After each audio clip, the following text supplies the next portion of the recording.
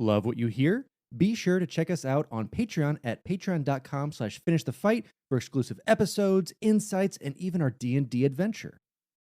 If you're an athlete, you know the greatest motivator of all is the fear of letting your teammates down. After all, a team is only as good as its weakest link. So you owe it to those wearing the same jersey as you to be your best every time you step on the field. That's why there's no vape in team. When you vape, you can expose your lungs to toxic chemicals that can damage your lungs. If you're a step behind, the team's a step behind. Brought to you by The Real Cost and the FDA.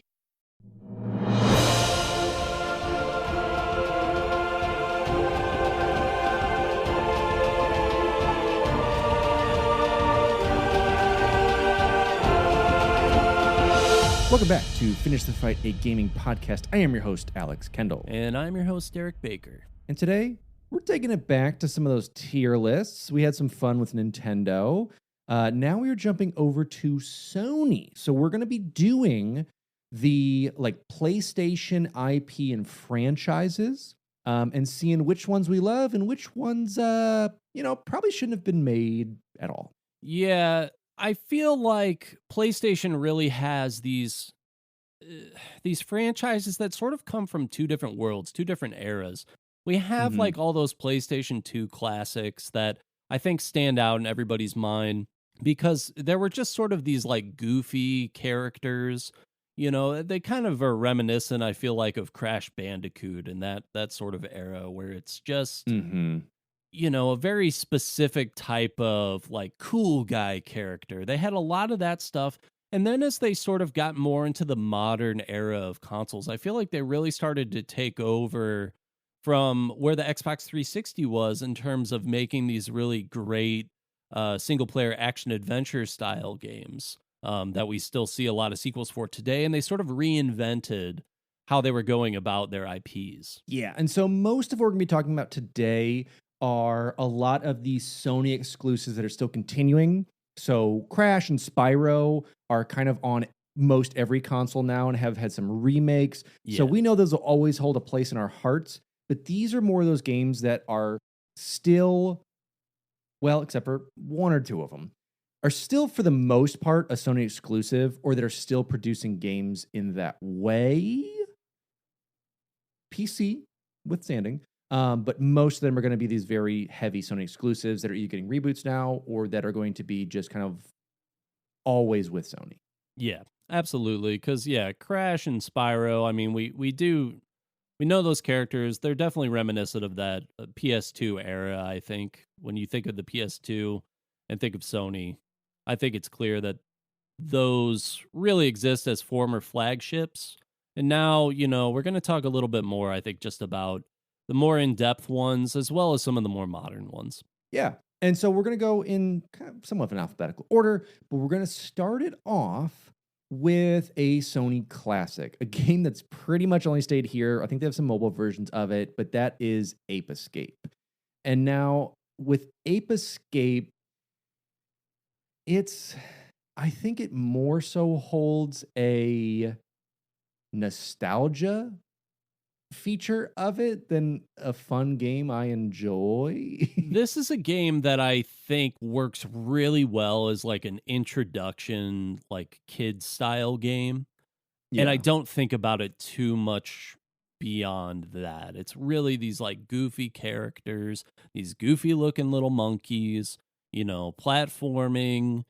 I think pretty like widely available for the people that weren't like, if you weren't on Nintendo, you weren't playing the Mario platformers, then this was sort of like a nice kiddie alternative. And I think it works well for that. But if you're really trying to like go after the classic platformers, I think you stick with Mario in that regard. For me, this is like a C tier franchise. I recognize it for PlayStation and its availability, but it's not the one that really comes to mind. It's maybe the one you see in your friend's like gaming case back in the day. You're kind of like, okay, well, I guess we could play Ape Escape. It definitely sits there for me. Like a C is great. And just so you guys know, we are going from an S to an F tier on this one. So C is that smack dab. not, making any waves, but is always going to be like one of those Sony classics to have. That's like, oh, okay, we'll play something like that. Yeah. Next up, we've got Astrobot Rescue Mission, which is really, it exists as a way to showcase the PlayStation VR system. Another platformer, to me, lower than Ape Escape. I mean, it's reminiscent of the 3DS and the little cards that came with it originally. You had like a little mini game that basically is just there to show off the tech. To me, that's like an E tier. I don't think about it a lot. I mean, it's good for what it is, and I've actually heard good things. I don't have a VR myself, but there's a lot of technology out there in the VR system that we've had for a while now that I think showcases what VR can do. Understandable. Very much the Wii Sports idea of this, of showing the technology in the best way possible. I'm actually going to put it up at a C tier. I have played through this one. It is a pretty fun platformer overall, and it is fun to play in that VR headspace of it. Is it groundbreaking? No. Is it a very good tech demo? Yes. And I think it is deserving of a lot of the awards that it did win, of like game innovation, game designer innovation things, which makes sense. Like that's a very specific category for the year. So I think I will bump it myself up a little bit to that C. But like you said, it's not really a replayable game that I'm like, hey, Derek, pop this headset on. Let me give you the best of VR experience with Astrobot. Like that's not where I'm at. Well, and yeah, I think Wii Sports is a great comparison too, because Wii Sports very, very well received. But when you think about Wii Sports, it's like that's kind of why a lot of people even got the Wii to begin with. If it was in like nursing homes or like child wards and hospitals or whatever, it was available and well received and well made. And I think that this was another game that's well made too. Just sort of one of those ones that feels like, yeah, it's there, and I'm glad that it's well made, but just not really for me. Exactly. Next up, we have ATV Off-Road Fury. Now, this was one of my favorite games for a bit as far as racers go, allowing you to take away from the streets that like Gran Turismo would do and get a little silly and wacky with it. For me, I'd have it at a B tier. It's definitely a fun game that had the replayability I really enjoyed of it. That was a fun multiplayer game. You had it in B? In B tier, yeah. B A tier. little above C, a little bit higher than kind of just like a, margin, but I definitely enjoyed it. I kind of agree with you there. I'm going to go with B. I was kind of thinking about a C tier, but a B tier for me, there was this era of games where we were doing the off-road thing a little bit more, and it sort of brought in these different characteristics to the racing game, where we were so used to playing these racing games where it's about going super fast and taking these really tight turns. This was about like getting air and like off-roading and doing all that kind of cool stuff. It brought in a really different experience to the racing style. And I feel like it was the next logical step from games like Wave Racer 64. Yeah. And coming off of a lot of like, because this was also the era of like the high flying trick stunts in the early ones within like ATV Off-Road Fury, because then you had like Tony Hawk stuff, Dave Mirra, like all these other ones that were like getting into these like, motorsports or just like extreme sports. Definitely in that same era of it. For sure. Next up, we have Bloodborne, which is a really well-received game, I think, but it's one that I have not personally gotten into. Is this one that you've gotten into? I love Bloodborne. I think Bloodborne was the refreshment that was needed in the Dark Souls series, because it started to introduce a bit more combat style. It was its own game, still in the same kind of Soulsborne universe of it. And it was a really welcome breath of fresh air. I think that was needed, at least for me, from it. Because like Dark Souls, I played through, 1 through 3, finally jumped into Sony and played Bloodborne. I enjoy it. For me, it's an A tier when it comes to especially this Sony franchise stuff. Because I'd also put that in with, like Demon Souls, with the re-release of that. Sure. Just the first of the Dark Souls franchise. Definitely putting that up into A, because most of the words that I screamed while I was playing it started with A.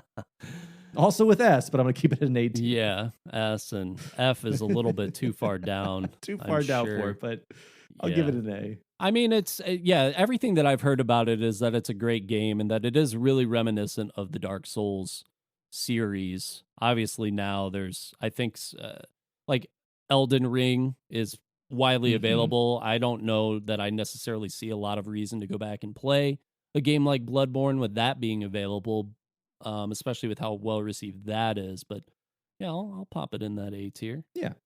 Next up, we have not a failed game. It did something for a bit, and that's the Buzz series. Buzz! Exclamation point. This is a series that had an obnoxious host, as most of these games do, and it is a trivia-based game that you play with your friends on your PlayStation. I think, in my opinion, there are so many other games out there that have done the trivia idea better, Jackbox included, and various others, that Buzz was the predecessor to a lot of that. I remember one of the Buzzes actually came with this like 4-player controller. You'd plug in your PlayStation, had like 4 buttons you would push. Yeah.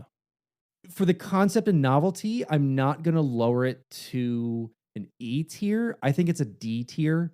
I think it had cool peripherals. It was a trivia game that worked. There are a lot out there that don't.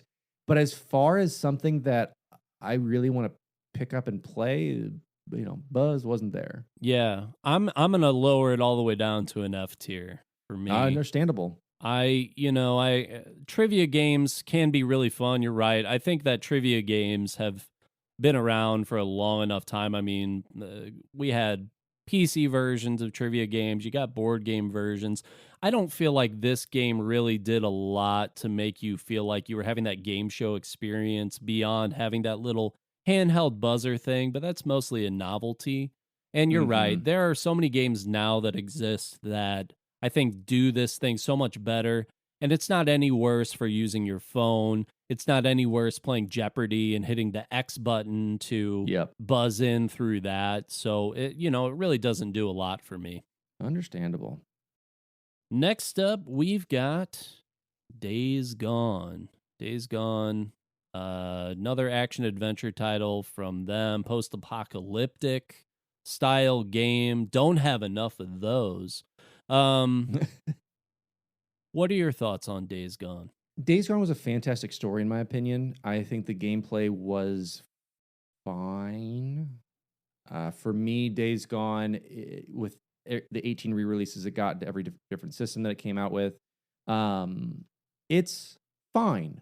I think we'll get to it. I think The Last of Us obviously did it better. Yes. I think the idea of like nests and like firebombing things was cool. And the mixture of like Sons of Anarchy meets Walking Dead, very much the same vein of it, but like cooler biker people was kind of the take on it.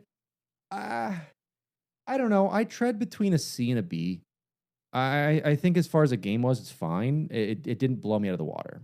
Yeah, I think it's like a C tier for me. I think about it in the same way I think about, I was going to say Ape Escape, but I guess I don't really think about it in the same way. I just have them both in the C tier. It's just kind of like that game that's there. And I know that it was received really like on an average basis as well for the most part, and yeah, post-apocalyptic stuff. We've gotten a good amount of post-apocalyptic stuff. And so for this game to come out in 2019 and try and do that again, I feel like it's really got to do something great that blows you out of the water, and this one just really didn't. So C, I think, is a very fair tier. Yeah, it's the middle there. Next up, we have Dreams. And funny enough, for those who don't know, there was a lot behind this that would really wanted to be like this. Hey, we're going to go ahead and make this sweet virtual space. We're doing this before the Zuck, even though there's other games out. This will allow you to kind of make whatever you want. Dream up your own game.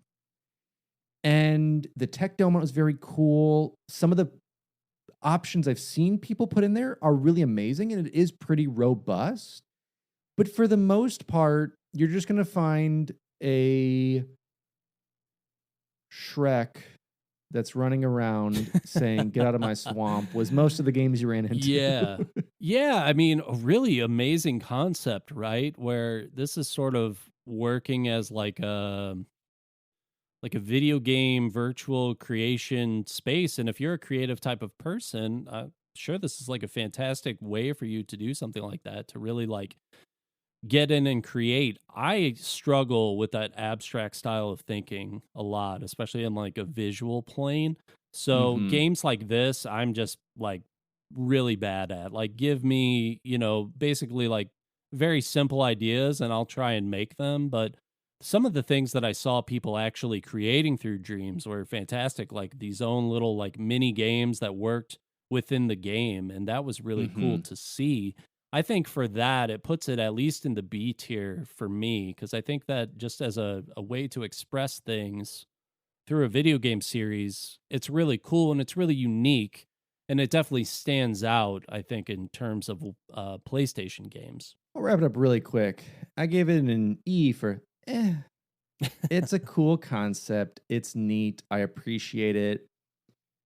It's you knew it was going to happen with it. You knew it's a gimmick. You knew that you're going to have Sonic and Shrek fantasies in it. And Well, I that's what mean, we yeah. got. Oh, yeah, definitely. This is another one I think got reviewed really, really well, but the novelty, you're right, probably does wear off after a Yeah. little bit. And, it's just difference of opinion. For me, Astrobot's an E tier. And that's kind of the same situation where it's, very innovative, very well received. And I think Yeah, for it's one sure. of those games that just depends on where you're at. Yeah. Next up, Ghost of Tsushima. This is one of my favorite PlayStation exclusives. Had a great time with this game.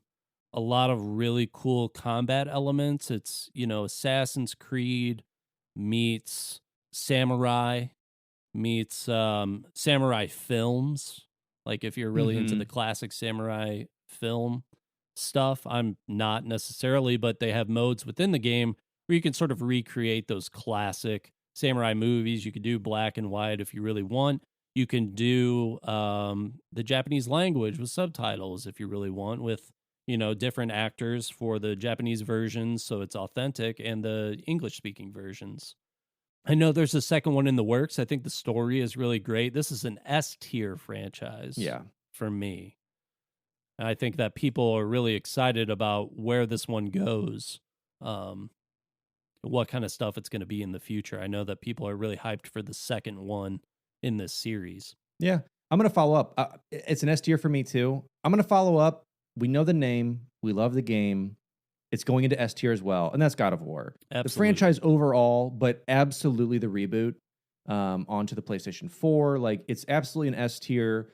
You know the game. I'm not going to too much into depth, so I'm just going to slap that right up there. Absolutely. I think that's super fair. God of War 2, after the reboot, Ragnarok. I still haven't gotten into that one yet. Really excited to get into that one, just hoping that it rolls around to one of those PS Plus releases like the first one did, because that's how I played through the first one. And I mean, people should be really, I think it's doing such a cool thing, taking that idea of like the Roman gods and then turning it, into the Norse mythology. Such like a cool story and turn to take with it. And the combat's amazing. The relationship, I have Atreus as one of the greatest companions of all time in that episode. Just a really great series. Next up, we've got Gran Turismo, racing game in a slew of racing games.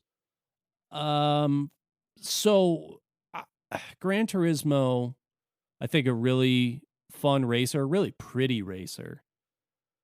It's like a B, maybe A tier for me. I think that it's a great, iconic PlayStation franchise, but I think I'd rather play Forza if I was really going to do it. Yeah, I think between them, it's a B. It's definitely up there because it is the granddaddy of them.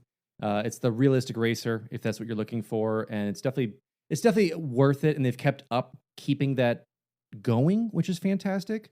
So I definitely really really enjoy that. Yeah, it's definitely like the like legit racer, like in those style of The games. racer Whereas, racer.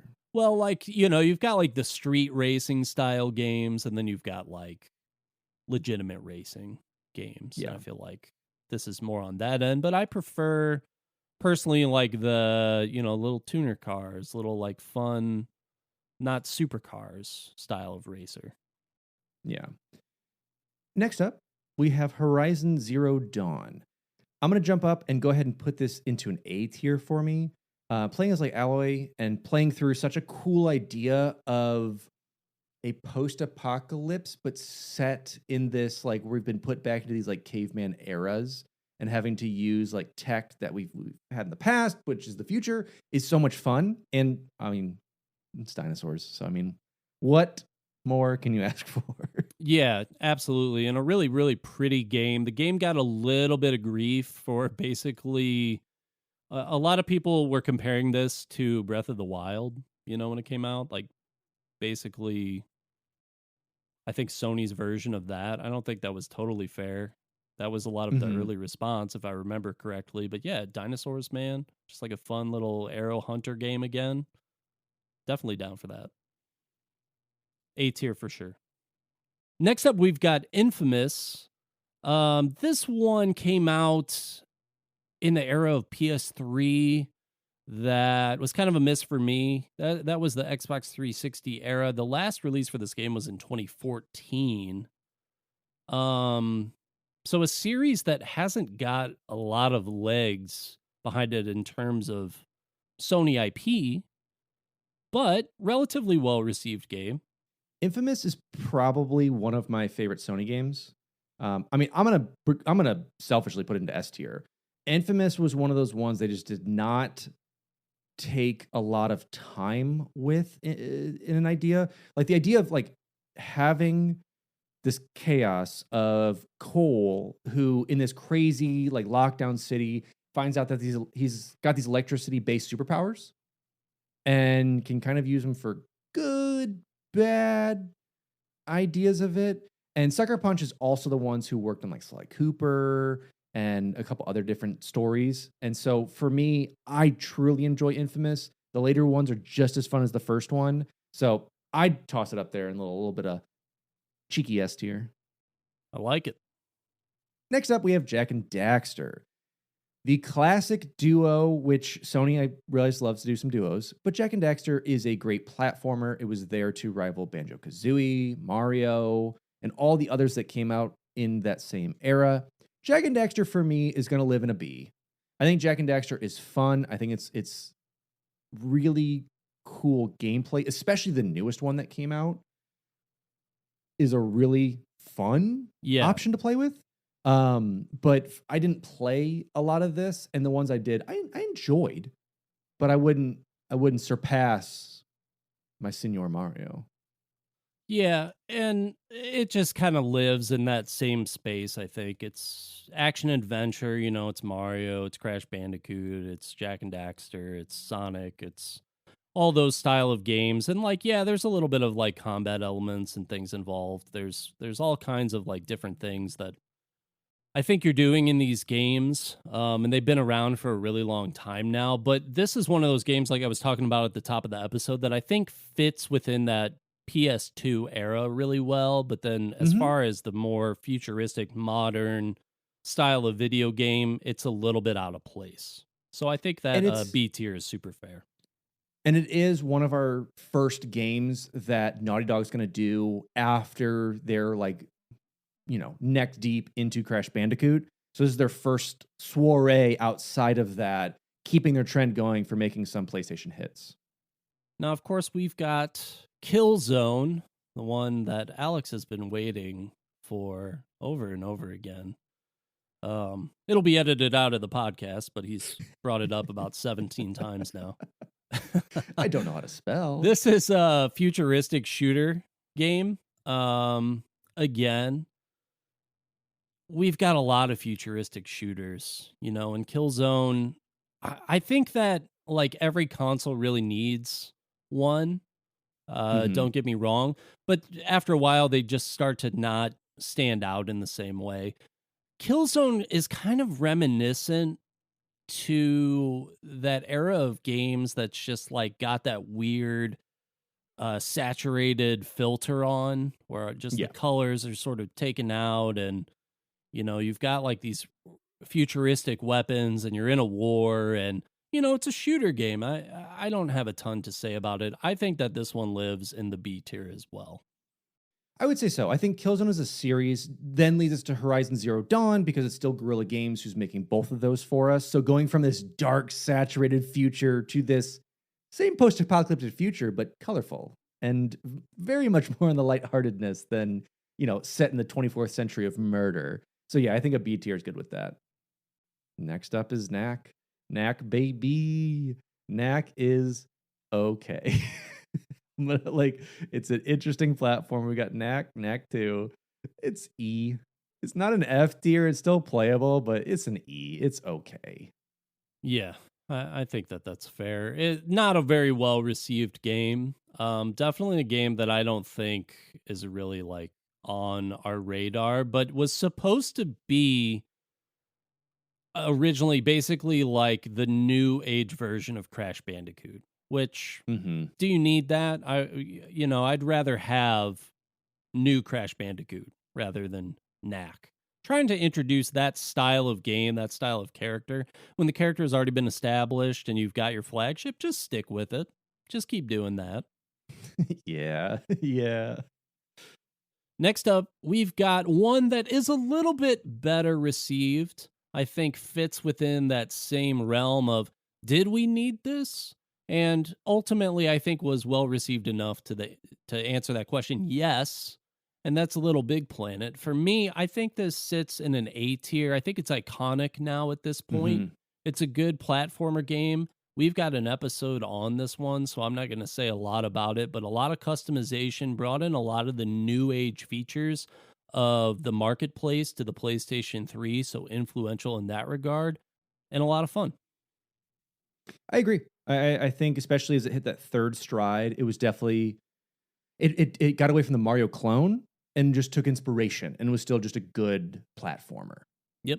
I'm gonna have you handle the next one because for me, this is I don't care tier, so this is definitely for you. Okay. Yeah. If you know me, love this game, love this series. MLB The Show is like the only sports game that I'm playing anymore. I think that it's a game that if you don't even like sports, this is a game that will still appeal to you because it just has such a great hitting system that's got a loose, they call it a PCI, and it's basically tracking the pitch as it comes to you. And it's sort of like its own little targeting system that I think is really rewarding. Has a fantastic free to play online ultimate team mode that you can have a lot of success in without spending money, which I think is what separates it from 2K and Madden, in that in those games you're having to spend money on top of purchasing the game in order to really truly have success. In MLB The Show, if you want to grind it out, it's not going to take you a million hours to get some of the best cards and stay competitive in the game. And on top of that, the free cards are really competitive with the very, very high grindy cards. And so it has a lot of old players. If you love baseball history at all, you could play with Babe Ruth, you could play with Mickey Mantle, you could play with these guys. They introduced the Negro League players into the game for this year's version. Huge fan, have only positive things to say about this. It is an S tier game for me as a franchise. It's now spread to the Switch and Xbox consoles and has cross platform, but so not technically a PlayStation exclusive anymore, but an S tier for me. Perfect. Next up, not so exciting, but it's Parappa the Rapper. It's definitely a Sony classic. I love rhythm games. It's silly. It brings that Japanese quirkiness to the PlayStation. But for me, it's a C. I think it's a good mid-level. It's fine. It's a silly game, but it's not something that I'm clamoring about to go play. Yeah, it's a I think a fun little karaoke game, and it's just It's the goofiness of the concept. It's Yeah. sort of like how they had Buzz come out with like this over the top game show host to sort of satirize game show hosts in general. Like, why did they make Parappa the Rapper like be your guy through a karaoke game? Like, just have karaoke at that And that's point. great. It's- He did it. So He it's just loved sort it. of like a goofy thing that I feel like they did that they didn't have to do, and that's sort of given it this extra like little bump in that it's just sort of absurd. But that's Oh, kind of what makes absolutely. it fun. Busy weekends are a breeze with American Express Platinum Card. 8 a.m., wait to board plane in the Centurion Lounge. Much better. 2 p.m., grab seats for the game.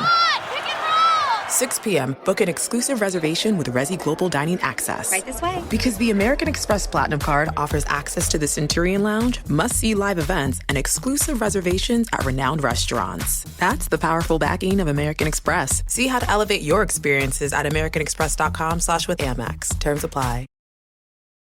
eBay Motors is here for the ride. With over 122 million parts for your number one ride or die, you can make sure your ride stays running smoothly. Brake kits, LED headlights, bumpers, whatever your baby needs, eBay Motors has it. And with eBay Guaranteed Fit, it's guaranteed to fit your ride the first time, every time. Plus, at these prices, you're burning rubber, not cash. Keep your ride or die alive at ebaymotors.com. Eligible items only. Exclusions apply. Next up, we've got PlayStation Move Heroes, which is like a crossover game. I think it sort of fits within the VR. How we were talking about Astrobot, it's kind of there to showcase Move using some iconic characters. It's got Sly, it's got Jak and Daxter, it's got Ratchet and Clank. And Yeah, so it's got all of your platformer guys from Sony. A tech demo, in my opinion, lesser than Astrobot, I would say. yeah, I would agree with you there. And that puts it at an F tier for me. For you, I think a C is fair. A C can be fair. I'm throwing F tier. I think Astrobot beats it out. I'm throwing it an F. I'm following it up with another F because at least the Move tried or attempted something. PlayStation All-Stars was like, what if we just do Super Smash Bros. Like everyone else is doing right now? And it obviously did not succeed. It's not something that was really fun or well received at all. F tier. I agree, and I really wish that they would stop trying to make clones of Smash. Smash has got it figured out. Just try and get your characters in that game. It'll be way better for you. Yeah. Next up, we've got, I think, another Sony PlayStation classic reminiscent of that PS2 era, Ratchet and Clank. Yeah. And for me, I'm going to slide that into the B tier as well. It's where we've got Jak and Daxter, at least where I've got them. You know, Gran Turismo, Killzone, ATV Off-Road Fury. It's another action-adventure game. This one, a little bit more attention, I think, in the modern era. You know, they had the movie come out. They had, like, some cool stuff that they've done. I think that this franchise still has some life. And that, I think, makes it unique from that older era, the PS2 exclusives. And I think that's one of the biggest changes because you have Jak and Daxter, Ratchet and Clank out coming at the same time pretty much. But you have Jak and Daxter being more of that comic relief straight man type play in a more, I don't even say in a more realistic sense, but Ratchet and Clank was the younger brother of that. It still had the comedy and humor and stuff, but it's more of those Banjo-Kazooie monsters and bosses versus the Jak and Daxter of it. So I think both have their target audiences they wanted. They both have their pluses and minuses, and they both had those re-releases of the next gen of them, which both did really well and I think are fun games. But yeah, and I think this is true for, I think, both you and I, most action adventure titles are like a B. They're good, but they never have like a true big polish on them to make them that like echelon higher. It's always just that like real fun game, and that's kind of where that ends. Yeah, I think that especially with Ratchet and Clank, I think if you're maybe someone that's got a little nostalgia for it, or maybe you're younger and this is how you're introduced to the series, I think that those are the people that are being targeted by these kind of games. But absolutely, there's that extra level of detail that you expect in action adventure games. This one is sort of like a action adventure slash shooter Mm-hmm. slash platforming title, but most action adventure games have some of those elements as well. And it's what can they do to really take things up a notch? And I don't think that that happens too frequently. And yeah, I agree. I think a B tier fits probably 9 out of 10 of those style of games. Yeah, for the most part, that's kind of where I usually will stick that.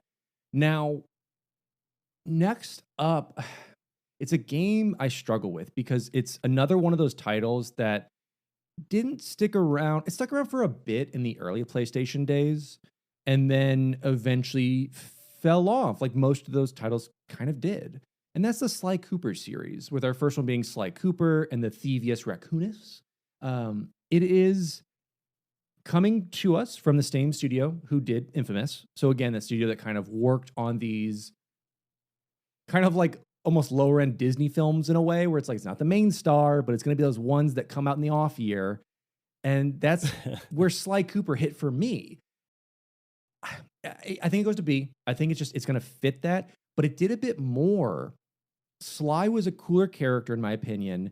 This, kind of thieving kind of guy who had this cane that you could use that would latch onto stuff, and it was kind of more of that sneaking around style of action platformer, and had a bit of that humor into it, and it was all tied into these like same characters where Sony was like, listen, we're going to roll the dice on literally every character we have and see which one sits out and stands out as our mascot.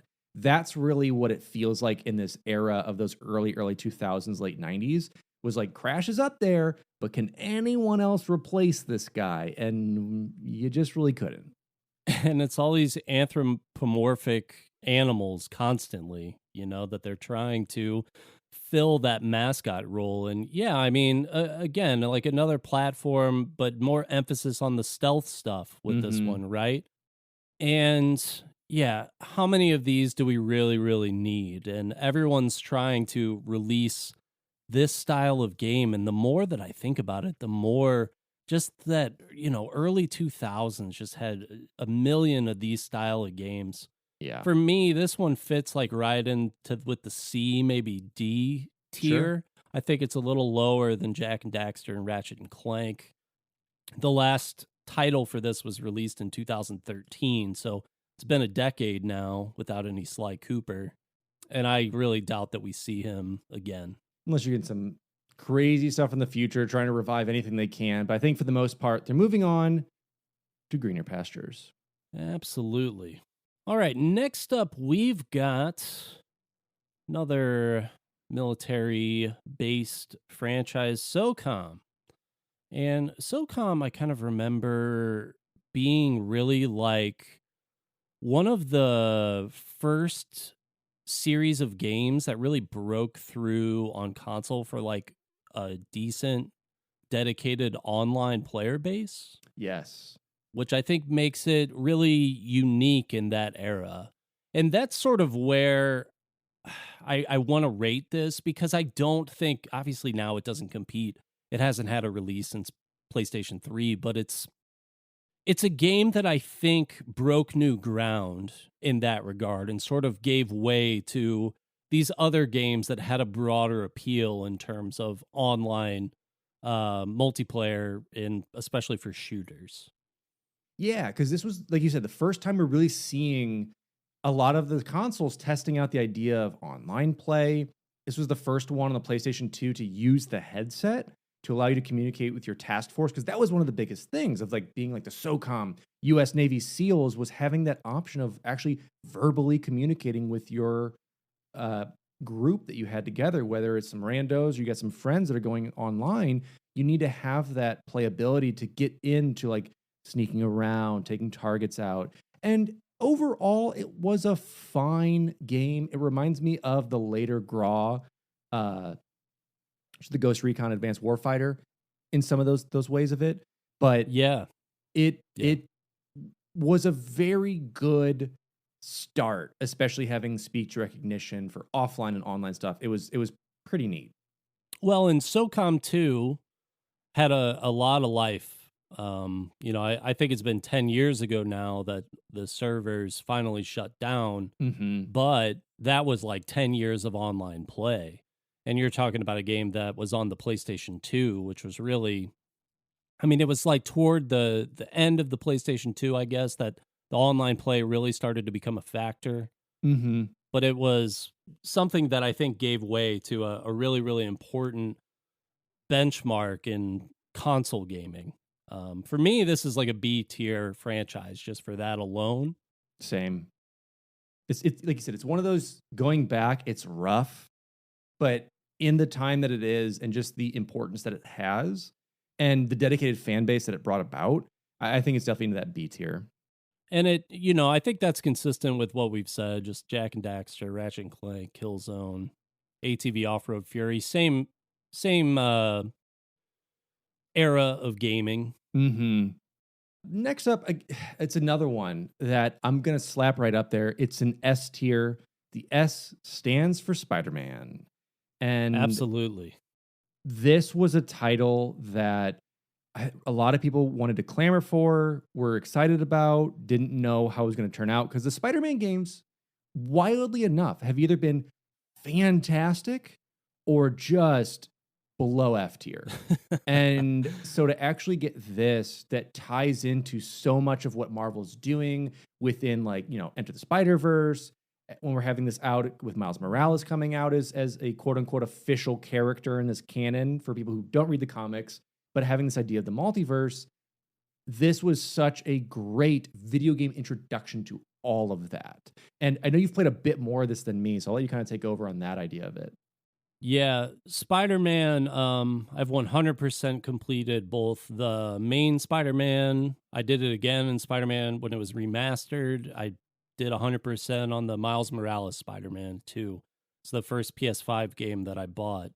It's just a fantastic game. And if you like superheroes, comic books at all, this is like probably the greatest superhero game that I've played.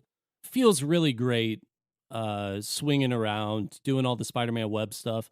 I feel like what I really loved about this game is making the tie-ins to all the characters that they did and making it feel organic without being overwhelmed by all these different storylines, because it keeps the main plot very focused.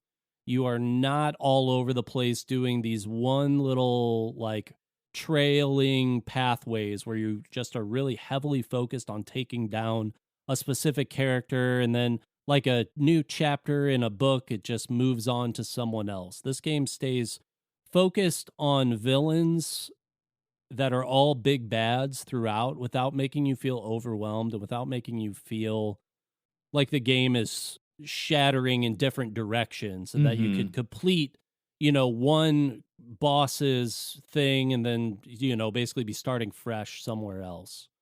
And it has enough good, like, I think care put into it from like a comic fan's perspective that you don't feel like they took too many liberties with stuff.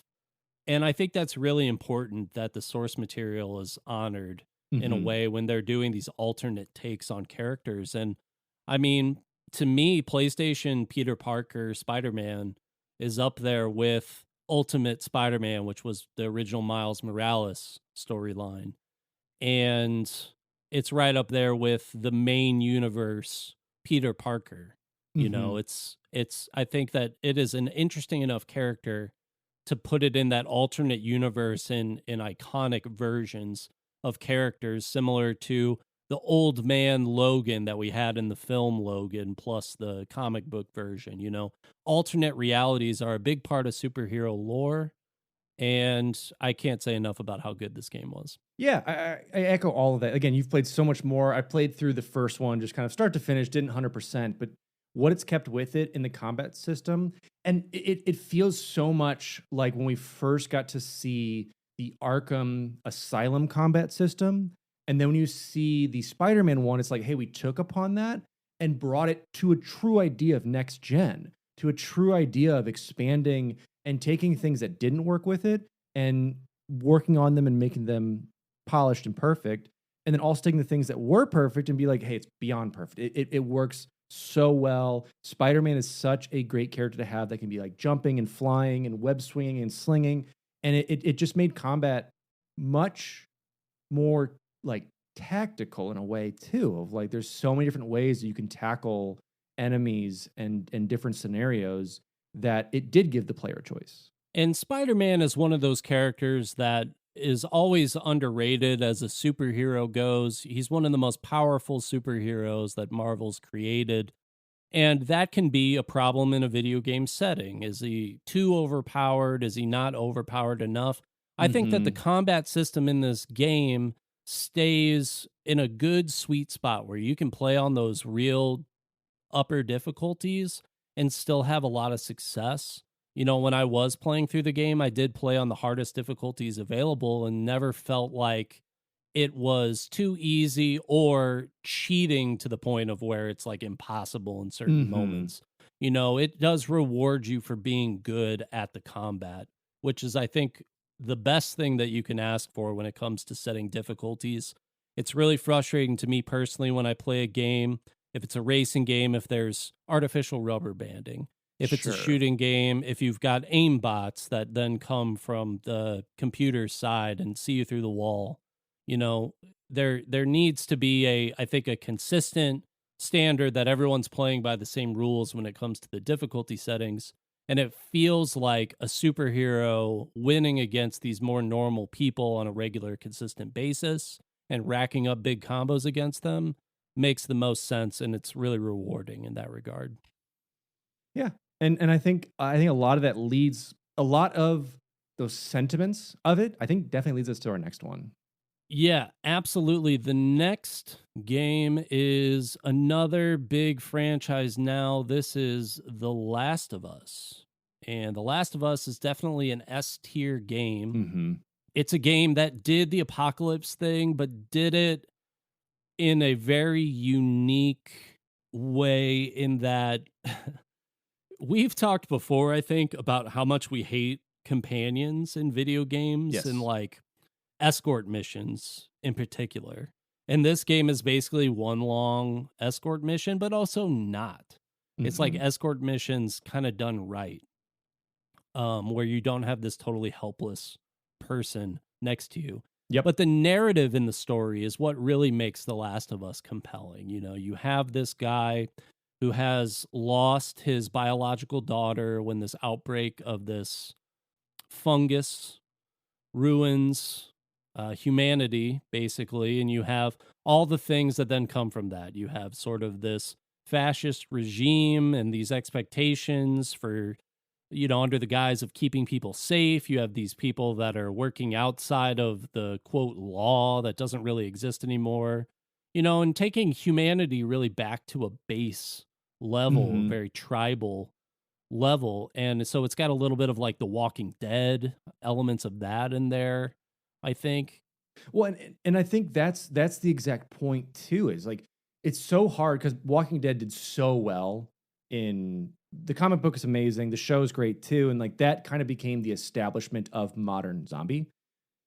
But to take it an idea where it's like, you can't just mow down all of these guys. Like they are one-on-one, you could still just die.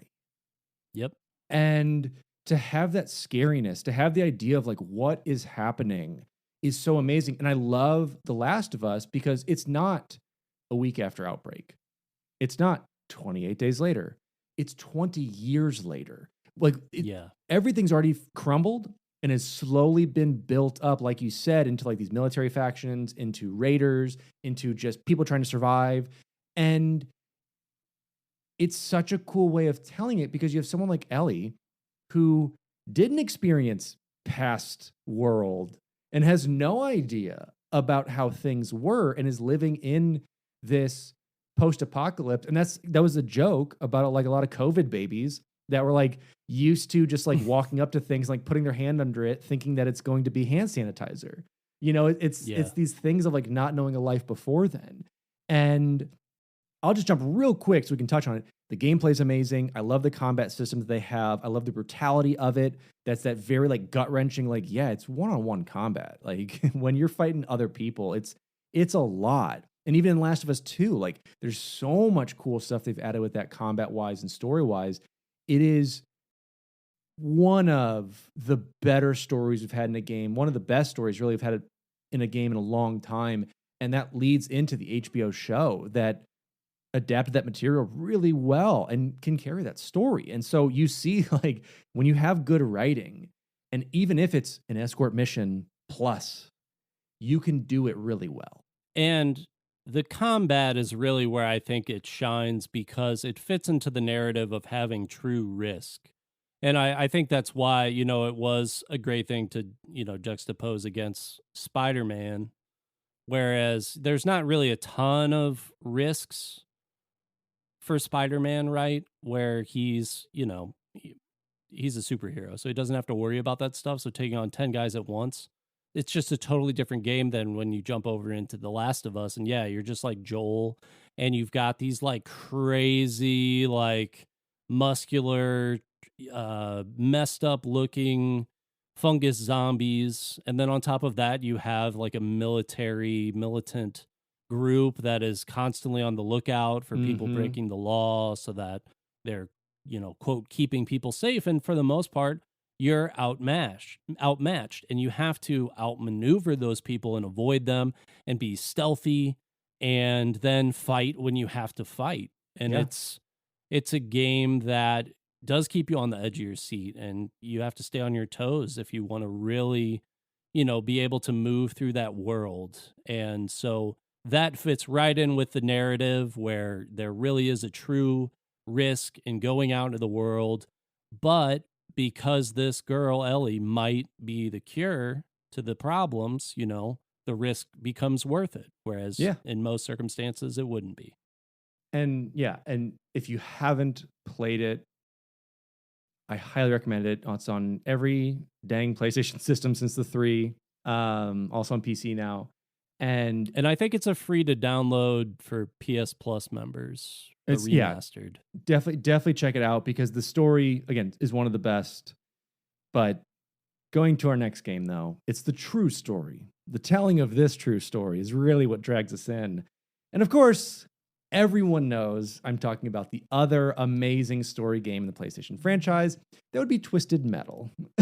This game scares me. Yes. I remember playing this game at my friend's house, way too young to have this game. They've got all these backstories about like, oh, this guy like broke out of prison for murdering all these people. And what do you do, of course, when you break out of prison? You hop in a vehicle and you participate in a murderous demolition derby. Yes. If you want to think of a movie that's like this, Death Race is pretty much the best concept for it. But it's Fast and Furious now at this point. Oh, absolutely. It's absolutely. Twisted Metal on the PlayStation was the jam. It was such a fun, like Mario Kart, like the balloons. You got to shoot items at each other, knock their balloons down, but R-rated, of just like firing at each other to destroy the different vehicles. You had Sweet Tooth that was in the like ice cream clown car. You had the dude that was just one big wheel. You had a tank. You had like the guy who's just like in like an MI6 James Bondy type car. Like there was just so much to it. It was so much fun. And then unfortunately they made sequels and those were just so bad. And the charm of the first one was just totally lost. This is a game that I think benefits from the era that it came out in. Absolutely. In the 90s, you know, where maybe like it's a little bit of a flawed concept when it comes to like realism and stuff like that. But you can suspend a lot of that belief for early video games because there's not all this like lore and like there's not like a Bible that they're following in terms of, you know, what are they actually doing? And there's not all this emphasis on the way that it looks. And so when you really strip it all down, it's just like a Demolition Derby game with a darker twist to it. Well, would you play a Demolition Derby game long term in 2023?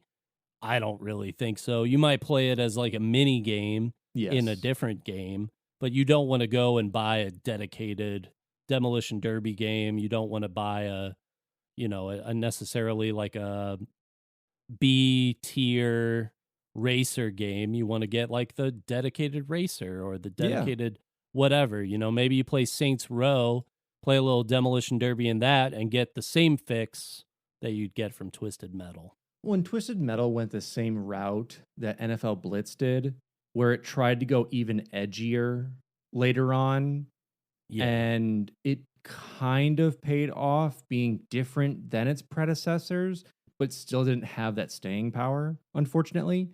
And so, yeah, with that, I'd put it in the C tier. I think it's a game that is fun to pick up with your friends if you want to do some demo derby stuff, especially the PlayStation one, if you can get that or emulate it. It is very fun. It's silly. It's over the top. It took itself a little too serious in the later ones, but that first one was just like, hey, let's sit around a room, make silly cars, put it in this death race, have fun. Yep. I am in full agreement. C tier.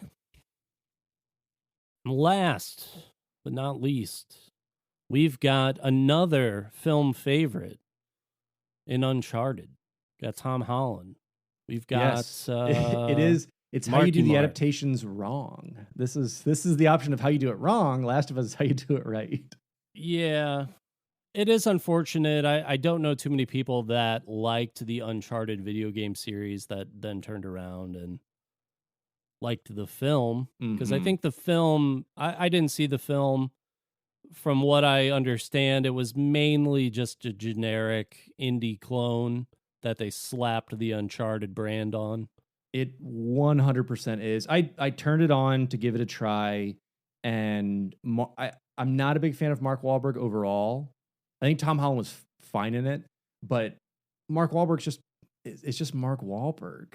Mark And Wahlberg has kind of had his time, right? Like, Yeah. I think that he wasn't the most like marketable action hero I think that we could have gotten out of the mid to late 2000s. Mhm. So we started getting him more in like these buddy comedies.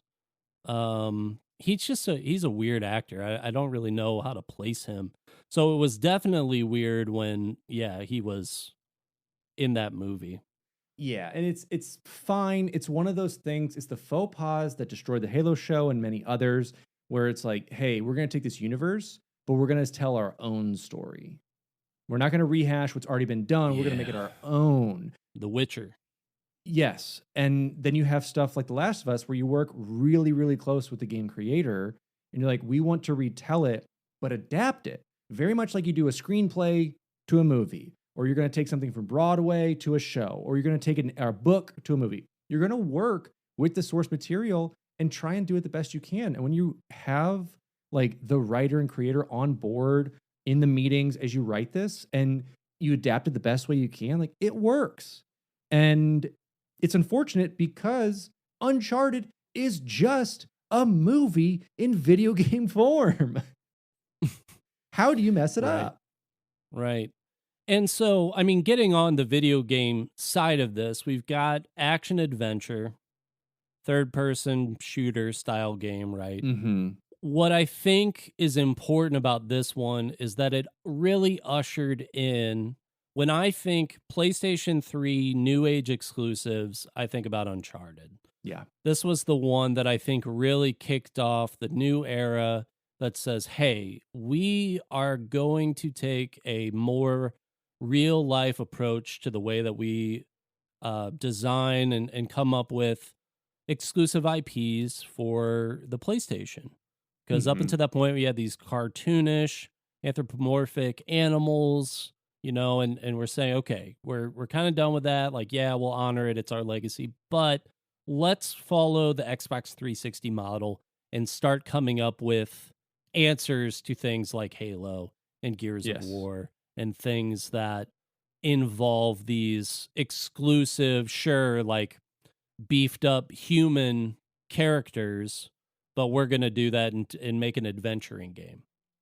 Yeah, and it really sold the PlayStation 3. I mean, I remember I bought a PS3 for this and God of War and a couple others, but overall, Sony has really won out on the kind of console exclusives, especially, I mean, if you want to give an award out, give it to Naughty Dog. I mean, for what they've been able to put out with all the games they've done, it's just been insane. Them and Insomniac. It's just amazing what these studios have done in these in-houses. And that's why Microsoft has been challenged to buy up, ZeniMax, part of all the Elder Scrolls stuff and part of Bethesda, buy up all these indie studios and buy up everything else around it because you have these amazing in-houses that are doing great. Whereas you have in-houses like 343 that have done okay. It hasn't blown the bank out for what they're making on it. It's just done okay. And yeah, Naughty Dog, I mean, Responsible really, I think it's probably the studio for Sony. Yeah. I mean, they Crash Bandicoot, Jak and Daxter, did Uncharted, did The Last of Us, Mm-hmm. And it's interesting that the same people that did Uncharted and then did, The Last of Us, that those two adaptations in film and TV would take such different directions, but who knows all the background stuff that went into that. Yeah, and after the studio has it, it falls down to Sony. But yeah, I mean, Naughty Dog, basically everything you're playing on the PlayStation, really besides God of War, because I mean, you're talking about Jak and Daxter, The Last of Us, Uncharted. I mean, all these other games, Crash Bandicoot, all these games that were staples with it were amazing. And if you haven't checked out our episode on Crash Bandicoot, it's great. We go into a lot of what Naughty Dog did. And Naughty Dog basically just hacked the PlayStation before they even had the full contract and was like, yeah, we're going to use some of the console memory for this because we cannot fit everything on this disc. And that's really what won them this, and the pushing of innovation and the pushing of wanting to do more with it. And that's why you're seeing so many Naughty Dog games rising to the top on this list. Absolutely. Well, that wraps it.